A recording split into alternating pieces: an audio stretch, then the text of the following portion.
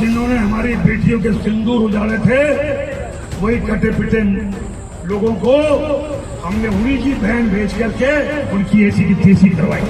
अब मोदी जी कपड़े तो उतार नहीं सकते थे, इसलिए उनके समाज की बहन को भेजा कि तुमने हमारी बहनों को अगर विधवा किया है तो तुम्हारे समाज की बहन आके तुम्हें नंगा करके छोड़ेगी। अगर मेरी बातों से चोट पहुंची हो तो मैं गफ्फार बनना होता है। सवाल उठता है कि ऐसा सोच रखने वाले हर व्यक्ति पर आज देश को शर्मिंदा होना चाहिए। उसे जो सोफिया कुरैशी में एक मुसलमान नजर आ रहा है, उसे शर्मिंदा होना चाहिए।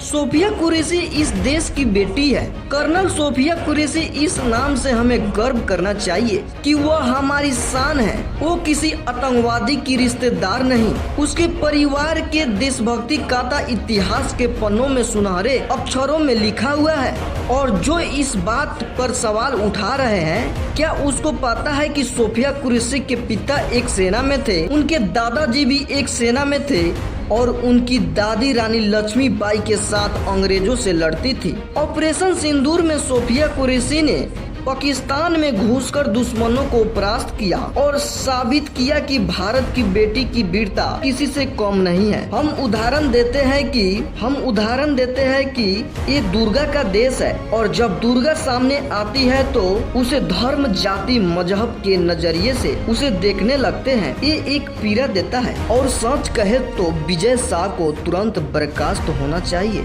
आप बेटी बचाओ बेटी पढ़ाओ का नारा देते हैं, आप सेना की सम्मान का बात करते हैं, लेकिन ऐसे लोगों को आप बचाएंगे, ऐसे लोगों पर आप चुप रहेंगे तो आपकी भी बदनामी होगी मोदी जी। लेकिन हम जानते हैं कि विजय शाह के दाग अपने कपड़ों पर नहीं पड़ने देंगे, इसलिए उम्मीद करते हैं कि इसे बर्खास्त किया जाए और सबको पता चल जाए कि देश ऐसे लोगों को स्वीकार नहीं करती है। सोफिया कुरैशी का जो अपमान कर रहा है वो देशभक्त नहीं हो सकता। उसके वीरता के सामने ऐसे लोग बौने हैं। अगर हमारी सेना का मनोबल ही गिरा देंगे हिंदू मुस्लिम करके, तो फिर क्या मैसेज जाएगा। इस मुद्दे को हमने उठाया है और आगे आपकी बारी है, ताकि भविष्य में कोई भी सोफिया कुरैशी जैसी देशभक्त पर मजहब की दृष्टि से उस पर कुछ टिप्पणी करना चाहे तो उसे 1000 बार सोचना चाहिए। इस वीडियो को ज्यादा से ज्यादा शेयर कीजिए ताकि हर व्यक्ति को पता चले कि